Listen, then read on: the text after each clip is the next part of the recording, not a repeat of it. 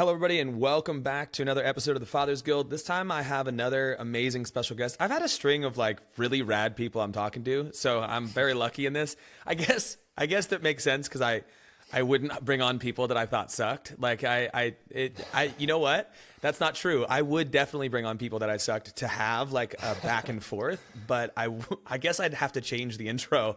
But anyway, I'm having another great conversation. A person that I'm quite inspired by, and also feel like I have a lot in common with, Mr. Tate Wright. And you might know Tate because one of his videos that he posted, I don't know how recently it was, but it went quite viral. And it was.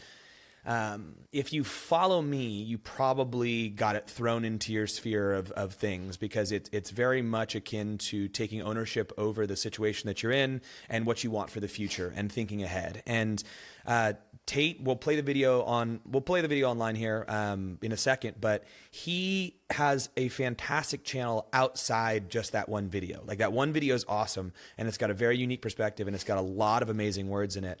But outside that, if you go through the rest of his content, it's really good stuff. It's asking you to think deeply. It's thinking about life. Sometimes there's sillier things about humor, but it's also like getting into relationships and getting into like ownership of your things and judgment and worry and like a lot of the stuff that compels me. So I was very inspired by him as a creator to see what he'd done there. And I also feel like I akin to him. And, you know, you have one post go viral and all of a sudden you go from no followers to wild amounts. I mean, you're at close to 50,000 followers now. And I'm sure that was over the course of like a couple months or something.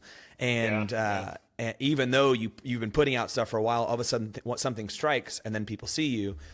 So I'd love to ask him about all that. But first off, Tate, thank you so much for coming on the show.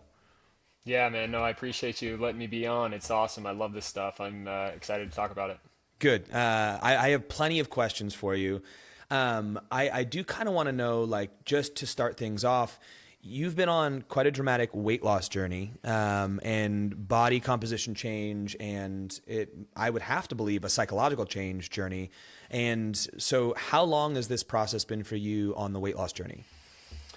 No, yeah, it's a good, great question. To be honest, it's been 10 years. Okay. When I was in high school, I was an offensive lineman. I was a big guy, and I graduated high school right around 235, 240 pounds, but like a soft 235, 240.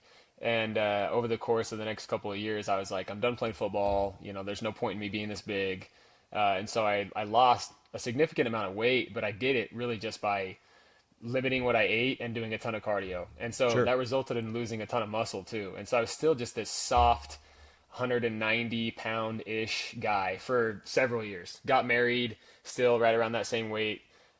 Started doing CrossFit actually because I looked at guys who did CrossFit and I thought they're all shredded and this is what I want to look like. So if I want Sure. to be, if I want to look like that, then I must just do CrossFit. And I started doing CrossFit and had a lot of fun. I still love it, love the community. But still, my diet wasn't on point, and I never quite achieved the physique that I'd hoped that I would. Sure. And then right around COVID time, gyms kind of closed down, started running a little bit more.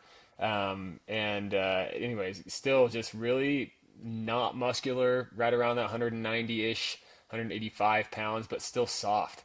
Mhm. After we had a kid, I started gaining more weight back, and I gradually worked my way back up to that 235 where I was when I graduated high school. And I looked in the mirror and was like, "Yo, this is getting out of hand." I was like, Right. something needs to change. And that was let's see, December of 23 Okay. is when I was like, okay, I gotta start doing something. And so I did what I'd done before. I limited what I ate, did a bunch of cardio, and I ended up losing like 25 pounds, nothing crazy. And then in December of 24, I was like 210, still soft. And I was like, I gotta figure this out. Something needs to switch because what Mhm. I've been doing before is not working, clearly. So I started just doing more research and taking it a little more seriously, trying to understand, body composition and nutrients and performance and everything that people talk about that just seems too complicated. But I was like, I'm gonna give it a fair shot.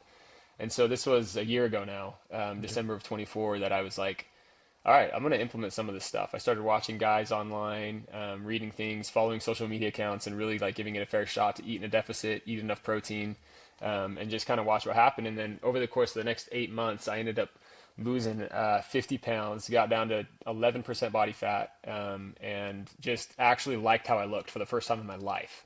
Sure. This was August now. And so then I went on a little bit of a bulk, put it on muscle, and just finished. I'm almost finished. Tomorrow will actually be the finish line for my second cut, to end the year off. So it's been about 10 years, but Sure. doing it right, it's been about one. And Cool. it's changed my life, man. So, what were the big changes that you, in your research and your time from previously doing it? Because previously, what you did was you reduced caloric intake and then you ran a bunch. So you were like, you had a deficit, apparently, but Yeah. there's a difference between what you're doing now for the last year and what you did for the years previous. So, what was that change? Yeah, tracking, honestly, the thing is, like you say, I was in a caloric deficit, but it wasn't intentional at all. It was just like, okay, if I typically eat, two plates, I'm going to eat one. Or if I typically eat, Sure. two cookies, I'm going to eat one, or whatever. And so I was in a deficit, but almost kind of by accident. It Sure. wasn't like I was very intentional with the food that I was eating. I definitely wasn't tracking protein, not tracking calories. I was just kind of limiting myself. And to be honest, a lot of people think that tracking your calories can lead to things like eating disorders or poor mental health in relation to food. But I think the way that I was doing it was worse because my success was tied to some mythical magic ability that somehow I eat less and I lose weight. But I didn't really understand what was happening. And so I Sure. think taking the time to really look at calories and examine what I was eating just gave me truth. It gave me the ability to be honest with myself about how much am I eating and how much does my body actually need to perform, to feel Sure. good, and to grow muscle, all right, and to look how I want to look. And so I guess accuracy and truth were things that changed this Weird. last year. It's weird, like accuracy and truth and data change things. Yeah, it's wild, Yeah, right? Yeah, yeah, What's fascinating for me is, so I've done CrossFit for 20 years, and I know you mentioned it previously, but when you yeah, get to the core of what it is, the point of it is data. The point of it is paying yeah, attention to what you're doing and adjusting to see different results. And whether that becomes with your training or there's quite a lot of dietary advice in it too, if you dig deep enough. yeah, But the primary thing that we keep going back to is like we can't not look at the information. If we don't look at the information, we don't know what we're doing. We can't make changes, 100%. and we can Yeah, apply this to wherever we want in our lives. And if people are just kind of listening to it, when it comes to losing mass, just like we talked about with the caloric deficit. Being in a deficit will cause you to lose total weight, but in terms yeah, of what you look like and how you're putting on muscle, that is more akin to what you're eating in addition to that deficit and how you're fueling it. So it's 100%. not just how much, it's the composition of the food that's made up. So Yeah, Tate mentioned protein. Protein's an important thing for supporting musculature. There's also a sense of what you're doing in the gym wise. And how yeah, you're training, because if you're just running, you're not loading the system to make it want to put on muscle. You're causing it to lose muscle so that it can not carry the weight of the muscle.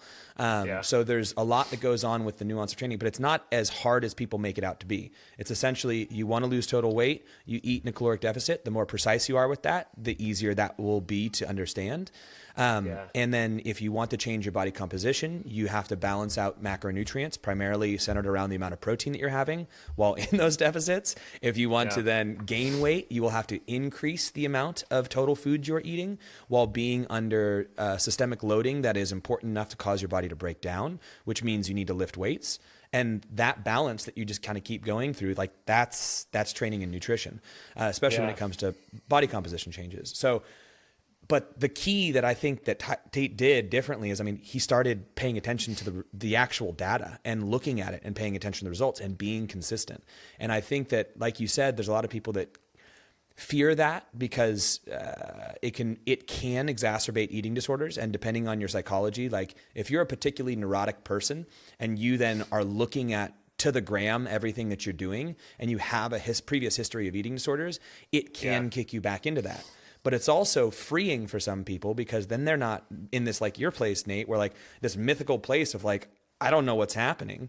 Like yeah, you have like cold hard data to look at and be like, oh, I do know what's happening. Well, that makes total sense that XYZ is doing this. So yeah. I love your journey, man. It's awesome. It's not an uncommon one. It is a very common one, but it's Yeah. cool to see that you are doing it. And I want to know, here's something from me, like for people who are not where you're at now, what was the thing that finally made you go, well, crap? Like what made you go from I'm not doing this to I am doing this? Like what was the turning point for you?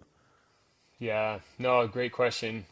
I still remember the day when I looked in the mirror and I saw we were putting our kids to bed, and I just saw more of a double chin than I feel like I remembered. And I was like, went to my wife and I was like, I have a double chin, huh? And she's like, no, you really don't. It's just a bad angle or whatever. You know what I mean? Like being the supportive, happy wife. Like it's not an angle. Just look at me. Like there's chin here, right? And she's just like, as people, men just get bigger as they get older, and that's what I would tell myself, right? It's like No, yeah, no. it's like, all right, I wear an XL now. All right, sometimes I wear a 2XL now. That's just part of becoming a man, right? And it's like I would just kind of tell myself these things. But I think the thing that changed for me is I've always seen myself as an intellectual individual, someone capable of learning, someone capable of doing research, understanding complex ideas, and then being able to communicate those complex ideas. Like I love being around educated, well accomplished people. And so I was like, I've done this with education, with academics, and so why can't I try this with fitness? There's this sort of stigma that people who are obsessed with fitness are just like meatheads, right? They're just going to the gym. It's just really bro ego type lifting. And as I actually give it a fair shot, I realized the people who are at the top of the game, like you say, are incredibly data driven. They are research based. They are not just doing things because they look cool. In fact, and there are those guys, and there are guys who have seen success doing that, right? But the majority of people who are at the top, who are seeing rapid success and keeping, performance high for years of their life, they're all making incredibly informed choices. And I was like, realized I felt like I'd missed out a little bit because I'd always cared about athletic performance and being fit and healthy, but I hadn't taken an intellectual approach to it before. Right. And so looking things up, I was like, you know what? I'm going to take it this time. I'm going to take the same approach I would take to understanding anything else in my life, but I'm going to take it to fitness. And I realized there was just so much more to learn than I'd ever realized. Well, the interesting thing is I think that the term fitness itself has been co-opted by physique, when in reality, fitness is that is what CrossFit brought to the world, was an empirically driven definition for fitness. So Greg Glassman, the founder of it, he brought the very first empirically driven definition for fitness. So in 2001, if you looked up what is fitness, it would say the state of being fit. And you're like, that's defining the word with the word. That's really silly. Yeah. And so basically he created a definition was work capacity across broad time and modal domains was fitness. So work capacity is the ability to output power, which is a physics equation, across broad time, which is any time frame, and modal domains, which is any activity. So can you output power in any time frame in any activity? And then let's create a training program that allows you to do that to the best of your ability. And that was the very first empirically driven definition of fitness. And that's how all the program works, is so physique follows that. And when you train and you're pursuing capacity, you end up often looking better as long as you support that with proper nutrition, which is a core tenet of what we do.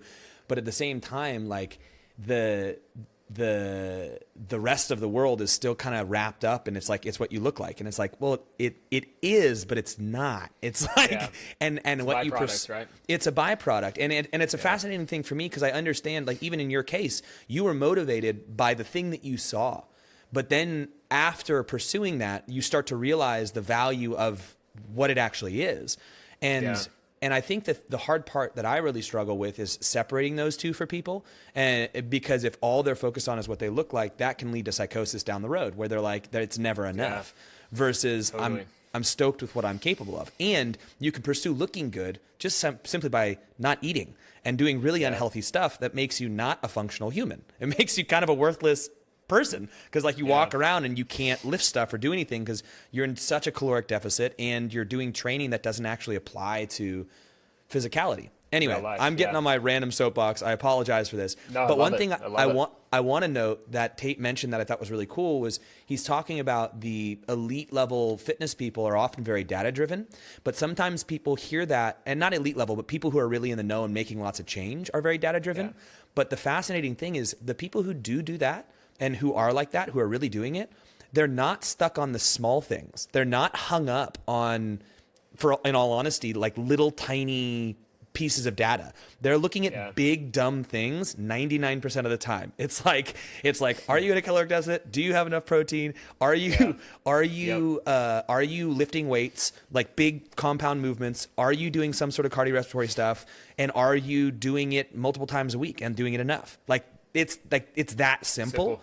Yeah. And the little micro stuff is what people get lost in, and what gets big on social media. It's like, take this supplement and like do this thing. And like even guys like, what's the neuroscientist? What's his, Huberman? Yeah, even Huberman, like his business is looking at the minutia of things, and he tries to put it into context, and some of his stuff is cool, but it's like, that's not the stuff that's moving the needle for 99% of people. That's like getting lost in the little weeds, which is fun, but it's not important. You know, I don't know. It's a fascinating world. It's so confusing, but Tate's bringing wisdom. Go to his page, check him out, and he's got really good advice. I've liked everything I've seen. I appreciate you. Appreciate you, man.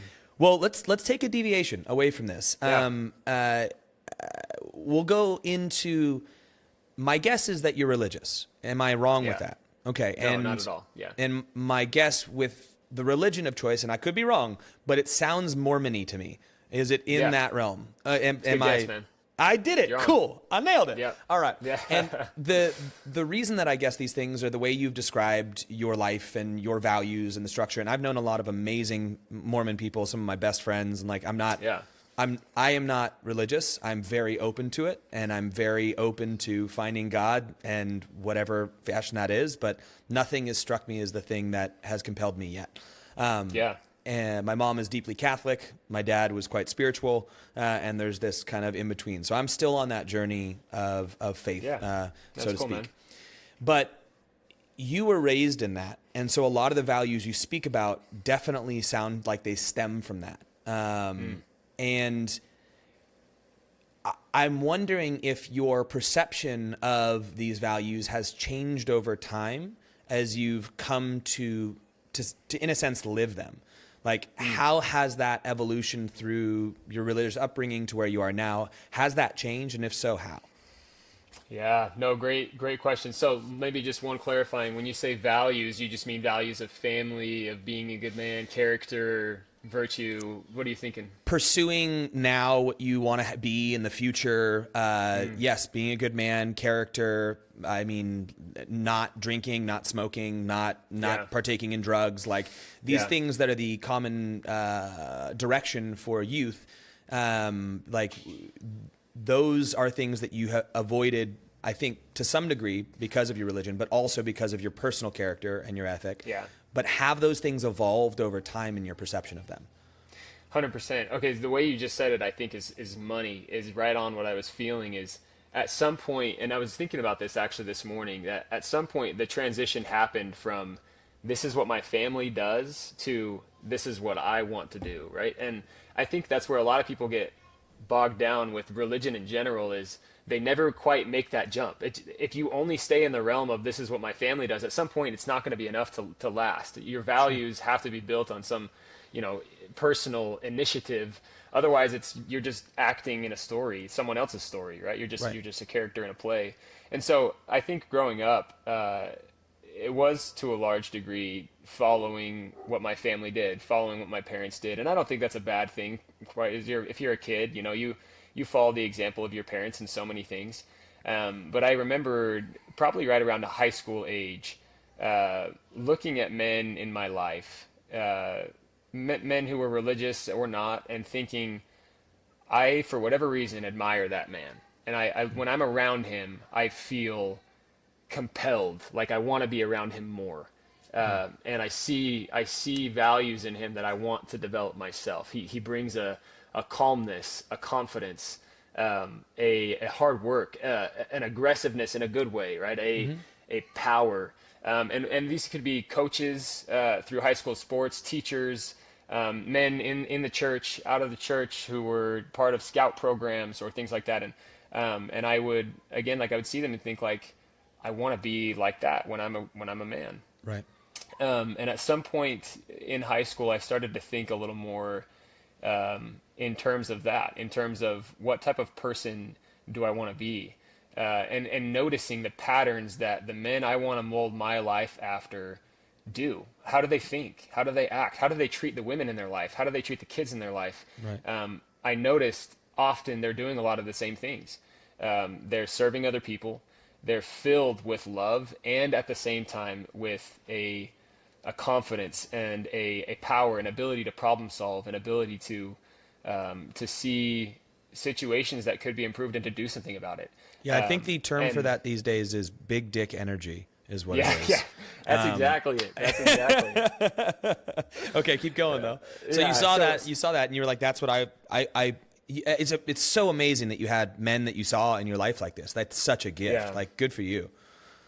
Yeah, I'm grateful, man. I really did have a good childhood. Like, I'm not one of those guys who come from, some abusive, bad, hard background. I had a great dad. I had a great uncles, grandparents, great men in my life who did help me a lot.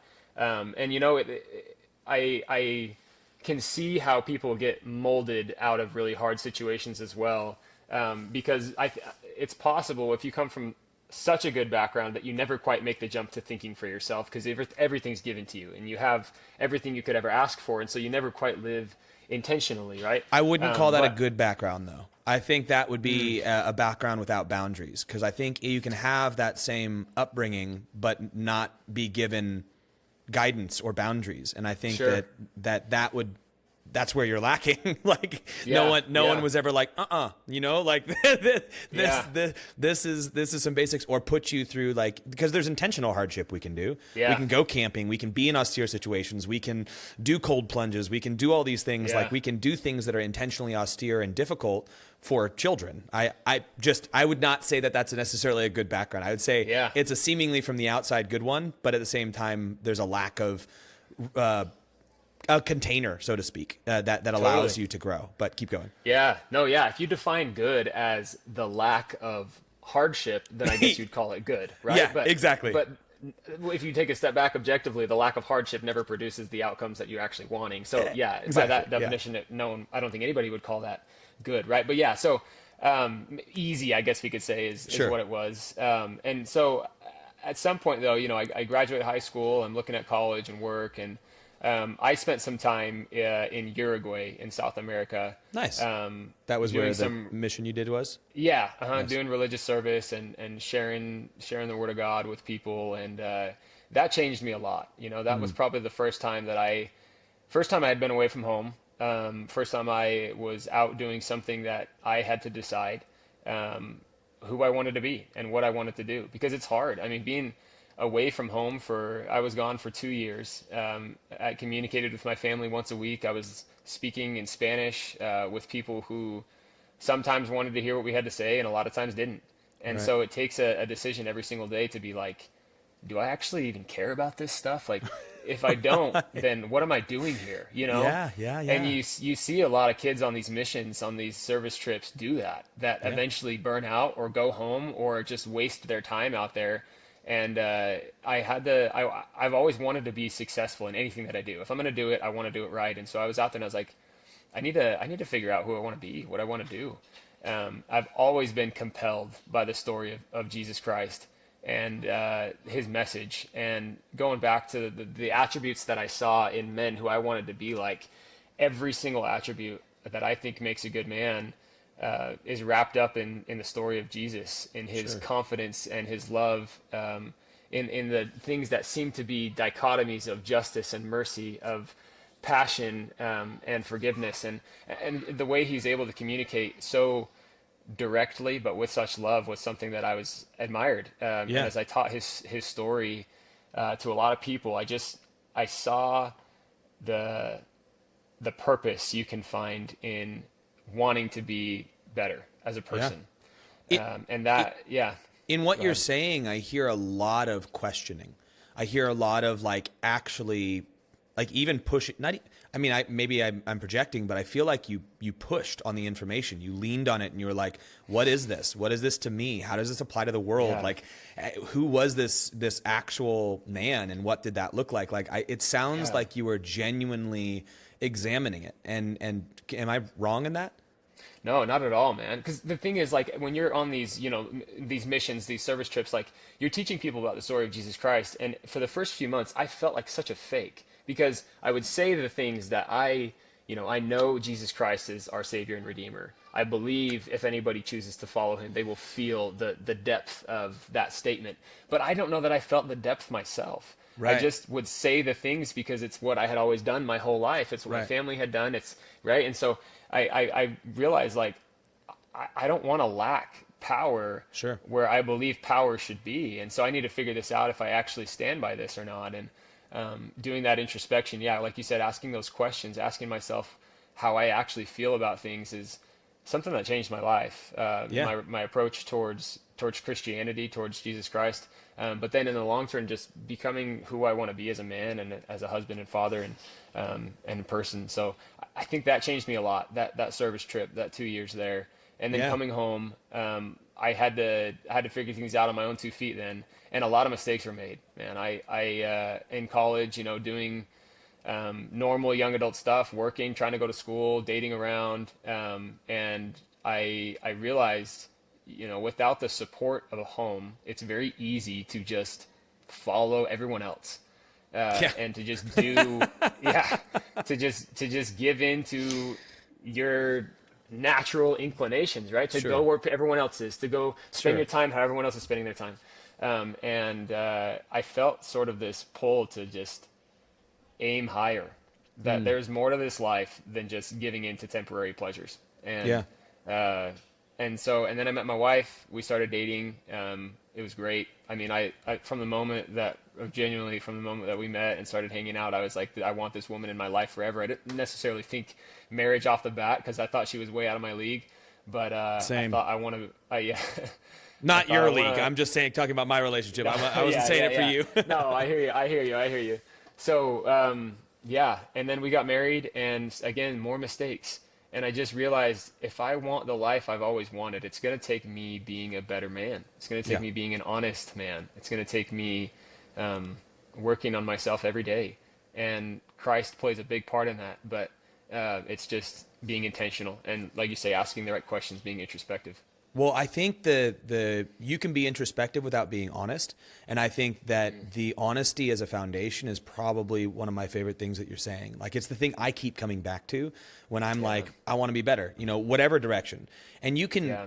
I think there's a balance that I think you can absolutely have where you can go, I love myself, but I also want to be better. Like Yeah, I totally. absolutely love myself. And I think for you, you can say like, I am loved, right? Like your genuine belief is like, you are loved by the Lord, like you're loved Yeah. like infinitely. And you can say Yeah. that and really feel it because that's what you truly believe, but then always go like, but I can be better, like they're Yeah. like, and it's not like I'm sitting there in angst, like, oh no, I need to be better. But it's like, oh no, there's more here. And when I get better, like there's things to do. And I think that honesty is a huge piece of that is like people either, I think if you're dishonest, it is very hard to grow, like very hard to have a good life. Like if there's a dissonance between what you say and what you do and what you think, and I think maybe it's a Mormon thing, but there's this concept that when you die, like all of your thoughts get revealed, and don't let this be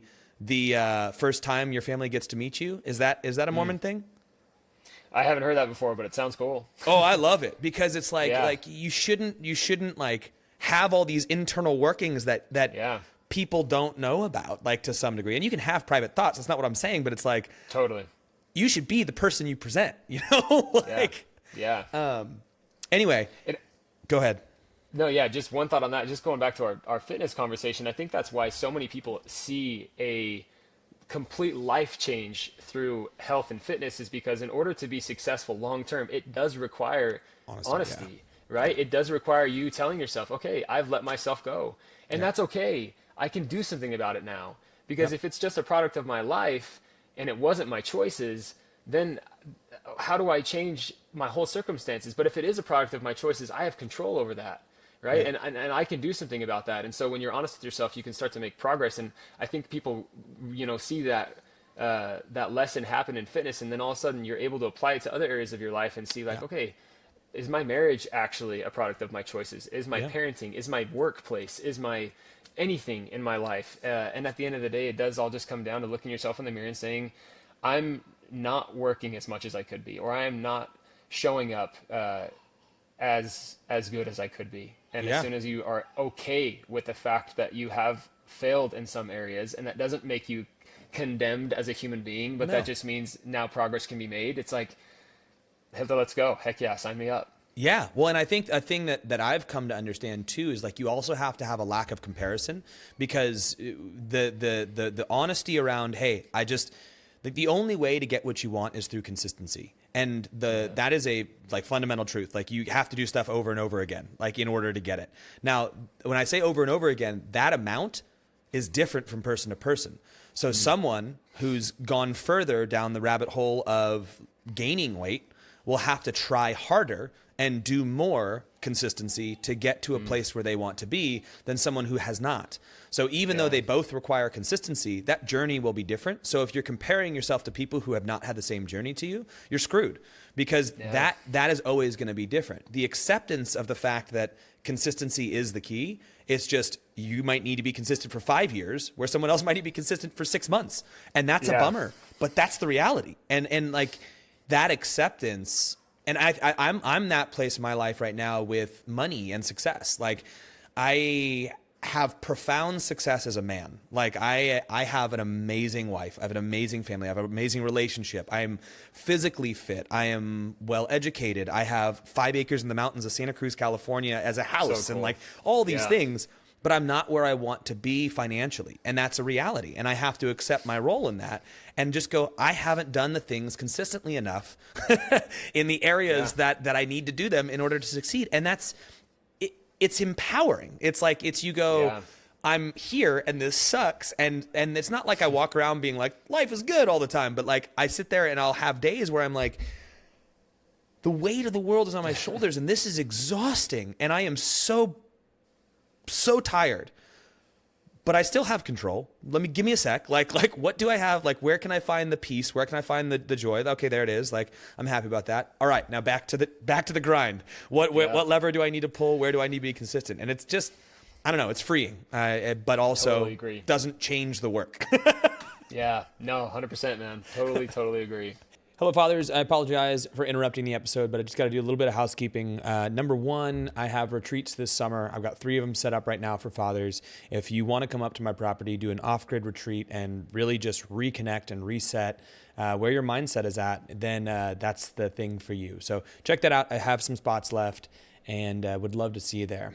Secondly, we've got bde.coach is launching January 1st. So if this is after January 1st, it'll be live.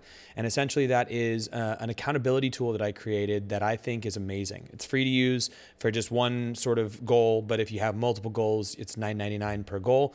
And it essentially creates this kind of action that you're going to take, and then every day is holding you accountable to that. And if you're not doing the thing that you said you were going to do, it's going to shoot you a message and say, hey, why didn't you do this thing? And then you're going to have a quick little interaction with it. There is also an option in that tool to connect with a real coach. Specifically right now, it's just me. So that process is going to be a more expensive one because I'm only going to be taking on a max of 20 people. It's just too much for me to do otherwise. But there is that accountability tool. It does exist. It's free for the first thing, and then it's $9.99 if you wanted to use multiple goals. And then lastly, if you wanted to check out the Fathers Guild YouTube channel, I would love for you to go there and check that out. I'm putting out as much content as I can to help fathers and help men be better versions of themselves. Again, thank you for being a part of the Fathers Guild and just paying attention to the content in general. I'm honored to have you here, and back to the show. Something you said earlier that I just want to note because I think it's really powerful is that you found your truth, and we talked about that. You found your truth in the truth that you'd been raised in, and that's huge. And I think that a lot of things that I have issues with religion and how people raise their kids in it is they don't allow them to find it on their own. They just tell them this is how it is and this is what it is. And I'm like, dude, you're setting the kid up for failure when they realize that there are other ways and there are other ideas. And if they don't ever take that on board. So how do you personally reconcile that? Because I think a lot of religious things, it's like, this is how it is, this is what it is, and there's not that like, find it on your own. And how are you Yeah. dealing with that with your kids? Yeah, no, it's such a good question. It's something that I've actually thought about a lot. And to be honest, I think there's a lot of religious adults out there. I mean, people who are in their 30s, 40s, 50s, people who live their whole lives and die without ever exploring Yep. other ways of thinking. And Yeah. it's unfortunate because I think a lot of religious people think that if you start to explore other ways of thinking, it might diminish your faith. But if your faith is strong, it does the opposite. It gives you convictions in the things that you believe. And if it doesn't, then maybe you should challenge what you believe. Right? And so I think that's the way fear for a lot of people. Right? yeah, is the fear of being wrong, right? The fear of Yes. having to uproot your life and change the way that you do things. And so I don't know when I came to the realization. It was probably in Uruguay when I was having conversations with people. I remember talking to a pastor one time, and he knew his stuff, man. He was quoting the Bible at me left and right, and I couldn't defend myself. I mean, I could tell him I loved Jesus, and I was happy to share the word and whatever. But he was giving me criticisms that I couldn't back up. And as a 19-year-old kid, I'm like, dude, I don't know. And I remember being like, I want to be able to. I want to be able to be so sure about what I believe in that I could have a conversation with anyone from any background, religious or not, about why I believe what I do.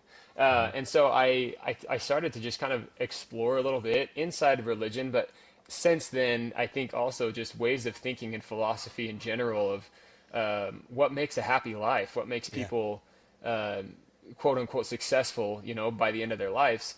And I see a lot of people, like I say, who never quite make that jump from, their religion's over here in this bucket, and then the life's over here in this bucket. And it's like, Right.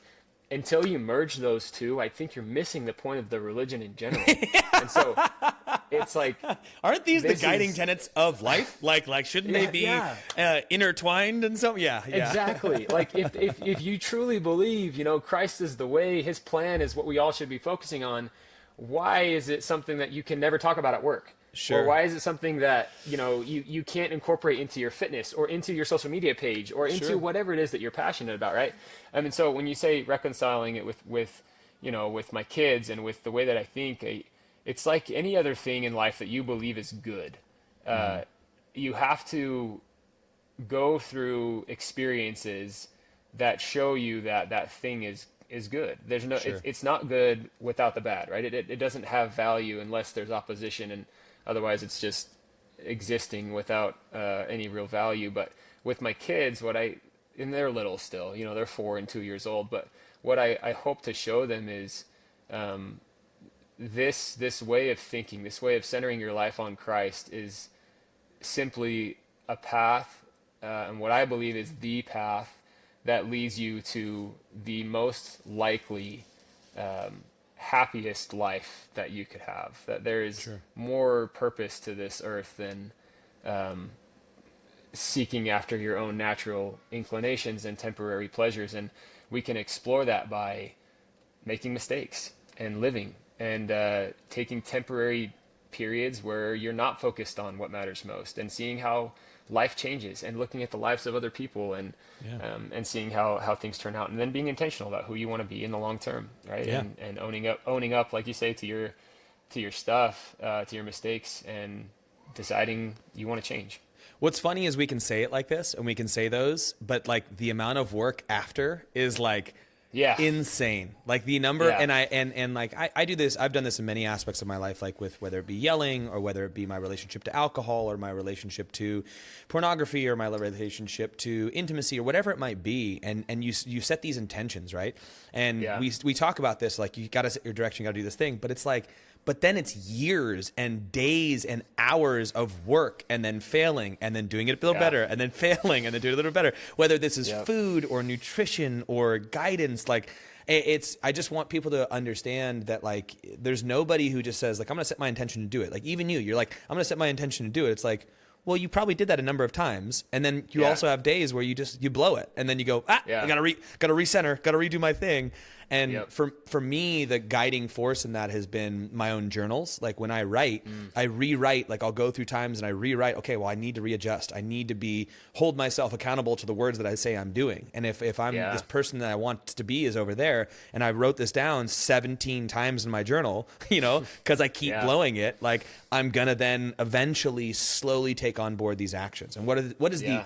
what is the action associated with it? Am I doing that action? And I think that Yeah. I often see people want the thing, say the thing, go for the thing, but don't actually take the action. They just continue to consume more information. They watch another Instagram post, they listen to another podcast, they watch another YouTube video, but they're not actually doing anything. And I'm like, Yeah. dude, do something. Like Yeah. don't just say the words, do the thing. Like that's Yeah. the important part. And just to add another twist to that, like, I know you say you're not a super religious guy, but like what I think Christ would teach, what I think a lot of religious people misunderstand is that process you're describing is repentance, right? Oh, interesting. It's becoming someone new, right? It's doing certain things, but it's becoming a person. When I think about like, what Christ teaches about change and becoming someone new, I think what we misunderstand a lot is we focus so much on the action of cutting off the bad behavior or starting the new behavior. But we miss the purpose of the behavior, which is to become a whole new person, right? To become someone new. And to tie that into the fitness, conversation we've been having, it's like, if you focus so much on getting to the gym today and not becoming a person who makes the gym part of your routine, at some point you may burn out. It may not be enough anymore when it's just based on the actions, right? But when you're focused on becoming and not just doing, you have this deep motivation, this intrinsic value of who am I trying to be in the long term that matters so much more than anything that I could do or couldn't do on this daily basis. And I think that's the real key of repentance, is who you're becoming in the process rather than the event of, ending a sin or starting a better habit or whatever. Interesting. And I want to point out that you've had some really good examples of what you want to be when you look at the men in your life. And I think if you don't have that, like in your life, like find someone, look at someone. Yeah. Like there's people on the internet that do exist. A lot of them suck, but there's ones that are great and be like, what is that person doing? Okay, that's the guideline. I'm going to head that direction and see what that is. But I would look less to what they have necessarily and more to how they interact and they do things. Can you define repentance for me, like from a biblical perspective, like because I haven't, or from the perspective that you seem to understand it? Like I don't think I understand it. Just like if you were to encapsulate that definition of repentance. Yeah, there's a cool word. It's a Greek word that's metanoeo, which is what repentance would be, in the Greek transcriptions of the Bible. And if you try to define the word metanoeo, it would be a transformation. A change in the way that you think, in the way that you act, and it even has a change in the way that you breathe. And the idea is you are a new person. And it's not an event. It's because everybody who's been successful in changing your life in any aspect knows that it's a process, like you say, consistently repeated over and over and over again. But it's a transformation. It's becoming someone new, someone greater. And it's not necessarily cutting off the bad habits. It's becoming someone who doesn't associate themselves with those bad habits over time, and relying on the grace of Jesus Christ to do that, to allow yourself to still make mistakes along the way, and be honest about those, but also aim higher and transform yourself every day. I wonder why repentance has got such a bad connotation. Because when I hear repentance, it sounds like there's shame associated with it. It's like, why do you think repentance in our modern culture has become something that seems to carry quite a negative vibe to it? Do you know what I think is a good comparison is the word diet. Depending on who you talk to, if I say, I'm going on a diet, they might take that as, dang, that sucks. Why are you doing that? Or that's so brutal. Why would you torture yourself like that? Or, man, you just got to suck it up for the 3 months. Like, dieting carries this very negative experience. But for someone who is doing it right, who's based on, principles of data and who is conscious about their choices. Or the proper use of the word, that's my diet. That's how I eat. Exactly, right? Everybody's on a diet. It's We're just, all what is your diet fueling, right? exactly. Yeah. Oh, And so interesting. that's what I would say is like people who understand it right know that dieting, the term dieting, is actually wonderful. It's great. It means you're intentionally eating or fueling yourself in a way that's helping you meet your goals. Versus a lot of people who have a negative relationship with food and haven't seriously taken the time to give it a fair shot, have this negative connotation with dieting. And I'd say the same thing with repentance. If you have built up a lifetime of shame around your mistakes, and honesty scares you rather than excites you, then you're gonna see repentance as a punishment, as this, someone who is extremely overweight sees dieting as a punishment. I have to just suffer because I've let myself go too far. It's like, I have to repent because I've made so many mistakes. It's like, no, dude, you're missing it. You have this opportunity to become a new person, and your transformation is going to be even more impressive because you've let yourself go, this far. And so that should be exciting rather than, damning. What a fun comparison. Well done. Well done, Tate. Damn. Okay. All right. All right. I'm gonna chew on that a lot more. Yeah. And I'm gonna go sit with that quite a bit, because I can see that as an amazing tool for somebody who has a proper relationship to the word repent. Yeah. And then struggles with diet. You could very easily flip that on its head for them and be like, let's think about how that sits, and then give them this better relationship with the word in general. But then, so much good there. I appreciate that one. That's not a direction I could have ever found without you telling me. Oh, well, thanks, man. Okay. All right. Let's actually jump into another word. You had a video recently you put out that I thought was fantastic, but it didn't land as well as, and what is being on, what you'll find is like, I don't know how long you've done the social media stuff. It looks like you've like really taken it seriously for a shorter period of time, like 4 months, you said? Yeah, about almost 5, yeah. So what you'll find is you'll put stuff out that you find to be really banging, awesome thoughts. Yeah. And they just go, and they fall flat. And you're like, huh. Yep. And there is a sense of playing the game. And you and I can talk about that. Like, it's something that sometimes it doesn't matter. Like, you just want to put the thought out there. And then other times it's like, if you actually want this thought to be seen, you have to phrase it in a way that people are going to want to share it and see it and stuff like that. But you talked about judgment. And you said, I think judgment's a good thing, and you should be judgmental. And I happen to agree with you.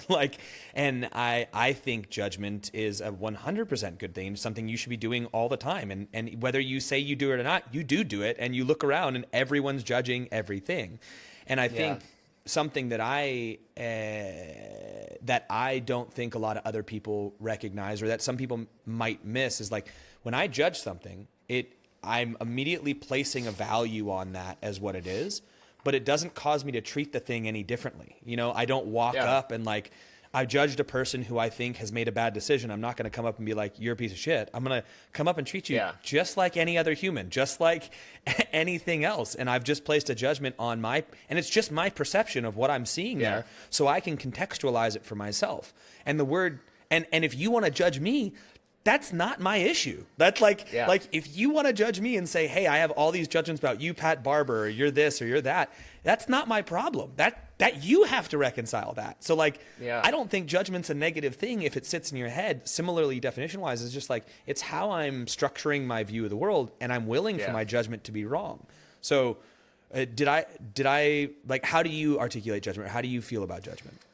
No, such great thoughts, man. And absolutely, this is another one of those words like repentance or like dieting that can carry a really negative connotation because people haven't really explored the other side of it and seen, if something carries a lot of negative baggage to it, for lack of a better word, there's usually, because it's very impactful, it's very influential, and it has a lot of emotion behind it. But I would say to anybody who says, we shouldn't judge, wait till you have a kid. Okay, boy or girl, doesn't matter. And you tell me that you have a 4-year-old, 3-year-old little kid, and someone needs to come babysit because you got to go run an errand, and 100 people line up in front of your house. How are you going to decide who you want to watch your little kid? You're going to judge them, right? And you have to. There's no way you can tell me that you're okay with anyone out there coming to watch your kid. Sure. As soon as you have a kid, I am very particular about the influences that I want on my child, about their Sure. safety, and about, all kinds of things. And so I'm not just going to let any random person into my house to babysit my kid while I go, run some errands or whatever. And so we have to make judgments. If we didn't make judgments, there would be no difference between us and dogs or any other animal Sure. in the animal kingdom, right? What's the real difference between the human species and other species? It's our ability to think, to reason, to have logic, to problem solve, to create hierarchies of values and morals. Otherwise, we're just walking around like a dog would, deciding how we want to hang out today and what we want to eat and how we want to spend our time and who we want to have sex with. Like, there's no real difference between us and any other animal, and unless we incorporate values and judgment, which, again, like you say, does not have to be this condemnation on a human being. I'm not walking up and telling anybody that they can or can't do anything. Sure. I'm just saying, in my way of thinking, and what I hope my kids catch on to in life, is that certain decisions are more likely to lead you to certain outcomes than others. And that doesn't have to be an emotional statement. That's just looking at the evidence, right? Looking at life and making decisions. Well, and your judgment can be wrong. Like the Yeah, number of yeah, times 100%. I've made a judgment and I'm like, well, that was wrong. Like you throw it totally. out there, but it's a place to work from. It's a contextualization of the things that are in front of you. And, I think as we age and as we see more and more things, like if you ask me to judge something about fitness when I see it in front of me, I'm going to give you a much more precise understanding of where that sits than somebody who hasn't been in the industry for 20 years. And it's just because of my experience in it. So I don't think I appreciated that post. I appreciate that perception, but I could see a ton of people just being like, nah, you're judgy and da, da, da. And I think a lot of people struggle too is when they continue to think about the judgment that they've made long after, and they're constantly like dwelling on that. And I think that's where some people say, like, when you judge someone else, it hurts you. And I'm like, that doesn't hurt me. I don't think about it beyond the when it's in front of me and I made the judgment. Yeah. Like maybe that's my brain of just like being like, nah, I think about it and then I move on, But I've got a couple good friends who we have this conversation quite often, because some of them are like me and then some of them are not. Yeah. Cool. But going back to our conversation about truth, right, and honesty, Sure. I think that a fear of judgment is really just a fear of truth. It's a fear of being wrong. It's a fear of potentially finding, that the way you're doing things is not the ideal way, and we don't want to be wrong, Right.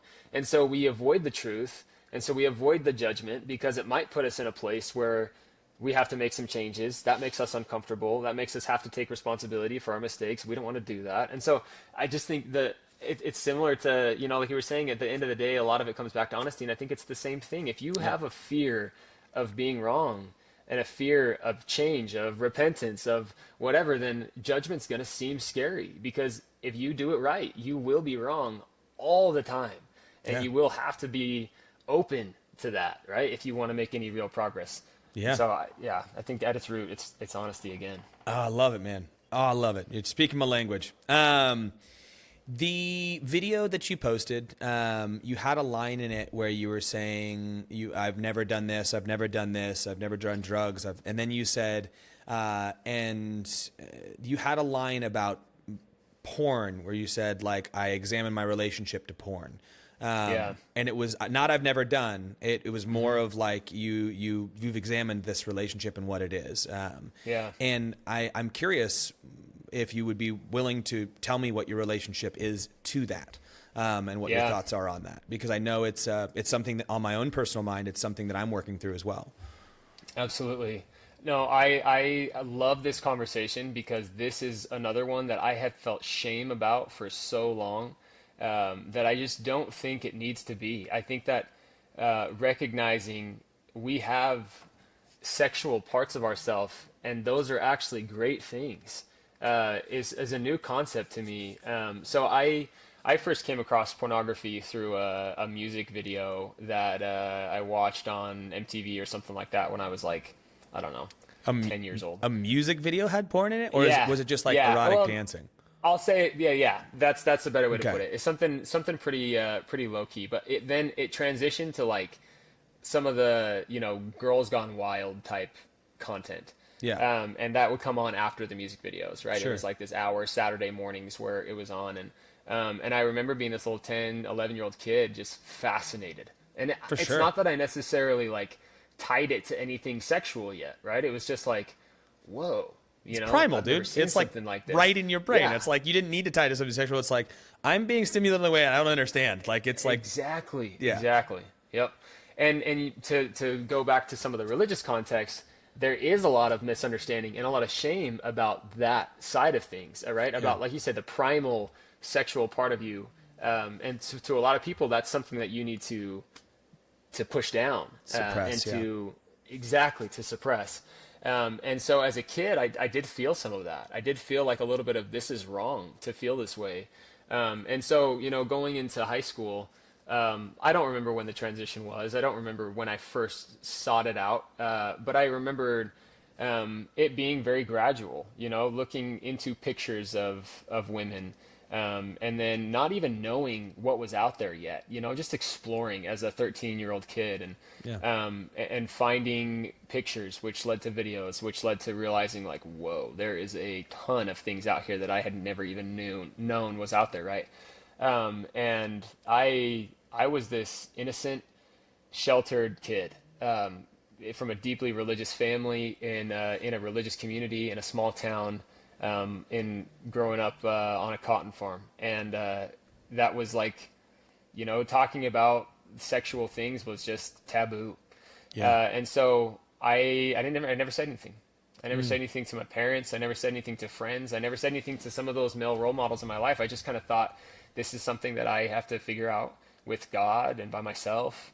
And again, it just pushed me further into this shame about needing to hide, needing to suppress this part of me. Do you think you're going to change that conversation with your children?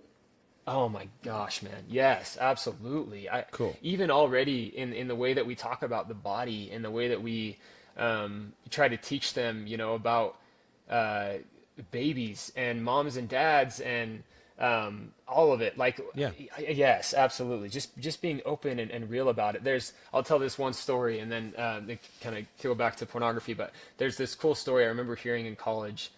So my wife is a marriage and family therapist, and she actually specializes in sex and intimacy.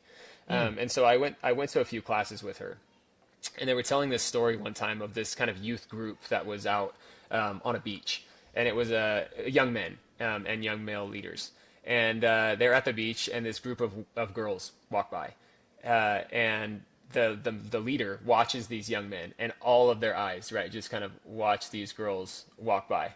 And in that moment, you have this sort of decision. What do you do with those young men?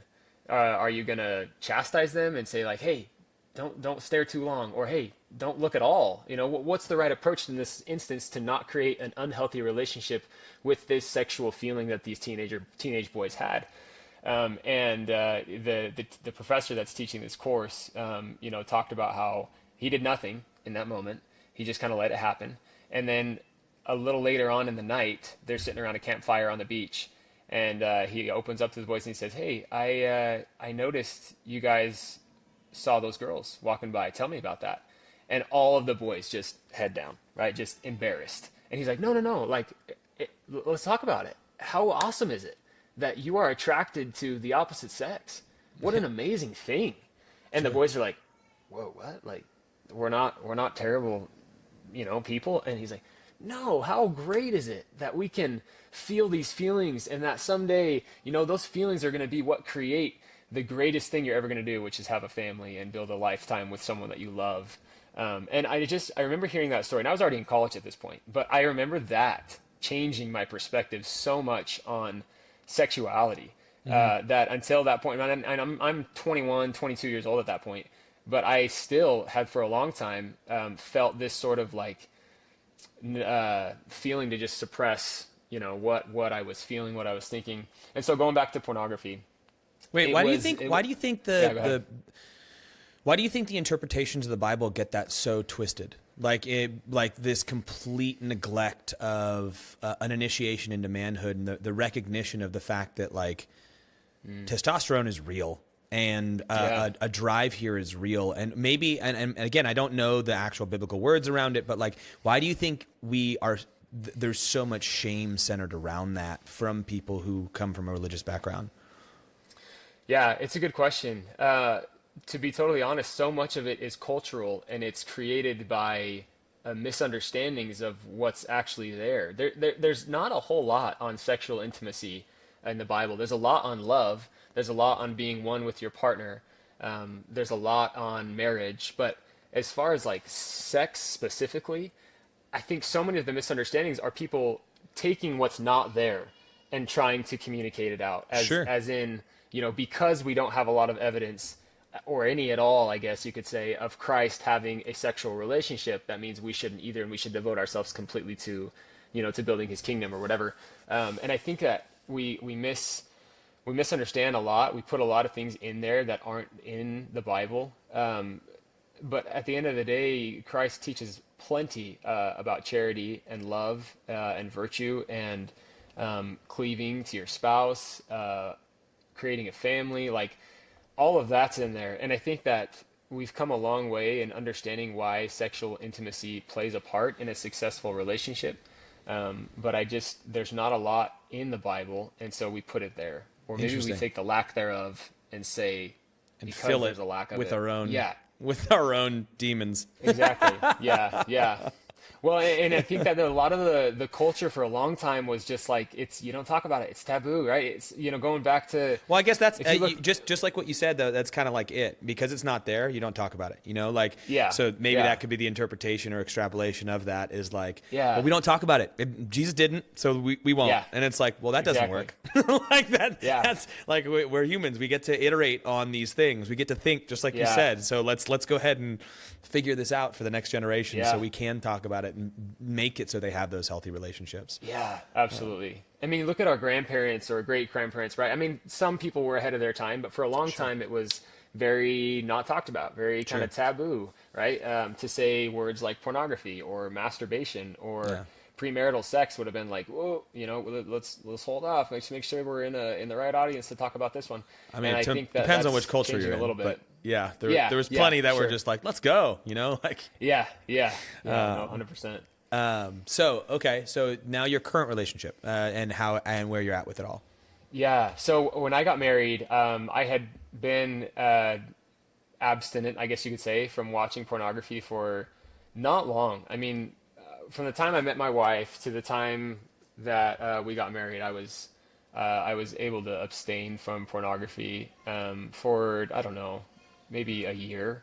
And we got married, and it was great for 8 months maybe of our marriage. It wasn't something that crossed my mind, but I had never really done the work to understand why I sought it out in the first place, and what effect it had had on me. And so into our marriage, early on, I started watching pornography again, and it was something that I didn't understand why I did it. I felt impulsive. I felt out of control. Was it in secret, or was it? Yeah. Oh yeah. 100%. Okay. Very much secret. Again, because I hated it. I hated that side of myself. I hated that I felt so much shame around it, and I just couldn't talk about it. I mean, to that point in my life, I had never really opened up about it to anybody. And it wasn't until my wife confronted me about it. And she had to find out, not by my own fruition. And it was tough, because it broke her heart, because she was like, you've been hiding this from me for months now. This is something that I didn't realize going into our marriage was such a struggle for you. And we faced a hard couple months, Pat. Like it was tough. Like we were very early on in our marriage, less than a year married. And we both had to, I guess, come to terms with who I was and how pornography. Man? Yeah, who didn't right? have context for a relationship with this very, very potent drug? Like, like, of course, like, is that the context you came to? Like, what? Well, I think even more than the pornography was the honesty, right? That's what I was gonna say. Like, that's the real fucking, sorry to swear, but like, that's the real thing there to me, is like that lack of trust and like the lack of honesty around that. That's what made it hard, Pat. Yes. That's what affected her, and I didn't realize that for a minute. And I don't think she fully realized it yet either, because she was just so hurt.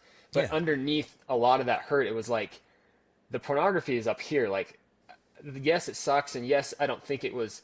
I know it wasn't helping us be more intimate with each other, but like the real root of it was you lied to me and you were hiding this and you were dishonest about it, right, for so long, and that took time. Like that took time for me to come to terms with, and then time for us to kind of figure out and work through together. And so it's been, we've been married almost 7 years now, and those 6 months after she came to me about it changed my life, and changed my perspective on mistakes, on repentance, I was gonna on say, there it is. yeah, on transforming and becoming someone new, on sexuality in general, Yeah, and being okay with who I am, while also recognizing that I want to be more than I am now, sure. and that temperance and self-control are necessary parts of being a man. And so I'd say since then, my relationship with pornography has been totally changed. I've not sought out pornography like that since there then. are there are a lot of gateways. There are a lot of Yeah, things like you log on and watch a music video, and all of a sudden yeah, a music video is generally something that's coming to my mind right now. Like some of these animated music videos where like yeah, the imagery is drawn in such a way where you're like, whew, that is compelling. Or yeah, if you scroll through social media for a second, like it's just, yeah, whew, like that's there. And if you've got a yeah, pathway in your brain of like this then leads to this, then it's like, ooh. yep, My own personal relationship to this, I've always had very sex positive parents, and I've never seen porn as an issue. yeah, When I was 16, I probably started looking at porn. It was very gradual. You find yeah, comic books, and then you find books and magazines and old yeah, Playboys. And I've always been yeah, fascinated with women and the human body and sex and sexuality, but there was never any shame around it for me, ever. Like I never carried shame around my sexuality, my sex, yeah, pornography, any of those things. And I've always been open and honest with it. Like I've always like been in relationships and like, yeah, I look at porn. Like if if you want to know about it, ask me about it. So I've never carried that with me. yeah, And even with my wife, I've been married to my wife for 12 years, yeah, 12 years, 13 years. So, it's been a while. It's been a long time. yeah, yeah, yeah, And I love her, and we have amazing sex, and we've got a really intimate bond, and like it's just gotten better as time has gone on. And I mean, obviously conversations around sex and sexuality and intimacy are very important, and they've been continually had, and our relationship has come in yeah, many iterations of it. But only recently, and I've always been like, yeah, I could stop if I want, but and I've always just had it as like an outlet, and it was yeah, very, very habitual, and but no shame. Like I didn't carry any of that, and I was right, right, never felt like I was hiding it, like. yeah, And only recently, it was about in October, like mid-October, I was like, because I've taken time where like, oh, I'll try to not look at porn for a little while, sure, and a sure, couple weeks would go by or a month would go by, and be like, that's fine. If I can do it, and I'd go back, and I yeah, was like, what if this is messing with my intimacy? And what if this is messing with my, and it wasn't necessarily messing with my, how my intimacy worked. Like I never conflated the two. It was never like I was bringing my pornography into our relationship. It was never yeah, detracting from my attraction to my wife. It was never like, yeah, in fact, I was hypersexualized most of the time. Like it was always on my mind, like as a thing. mm-hmm, And I was like, what if I stopped? Like, I wonder what that would look like. Like actually stopped. And I have a friend yeah, who's a somatic practitioner, and he was like, he's stopped for about a year now, and he's rebuilding his relationship. But he and I have different upbringings, and I was like, all right, let's give it a shot. Let's try to actually stop. Like yeah, actually stop for a while and see if this does something. And it sucked. Like after, just like coming off of a drug, like yeah, it was like all of a sudden libido plummeted. Like everything from my like erections being softer to like the intimacy with my wife being worse. Like, well, and it was yeah, like my detraction from all of it. Like I was in this perpetual state of stimulation and social media and all the things you go through. And it's not like I was sitting there, like I never like missed work to do it. I never detracted right, from my right, life. It had a very humble place, but Yeah. it was stimulating in me in a way that I didn't quite understand. And so I've taken since October and essentially not looked at it since. And what had happened was like my sex drive dropped off, but then it's coming back and I'm resexualizing and the intimacy is different and my drive is different and my connection and like the need is, so like what I would find is if my wife and I weren't intimate, every 3 days, 4 days, like I would start to crave in such a way that I would kind of become an asshole. Like I'm not getting my serviced in this way, even though I might masturbate in between. It didn't satiate the connection and the intimacy. Totally, and I was conflating the two because I was constantly hypersexualized. And then I was like sitting there going like, I don't have that same level of like, it's not a need, because sex is not a need. Sex is a want. It's like it's necessary for a good life, but it's a want. It's not food. It's not water. It's like so we can call it a need, and it feels like a need, and it should be happening, but it's not like you're gonna die if you don't have it. Yeah, totally.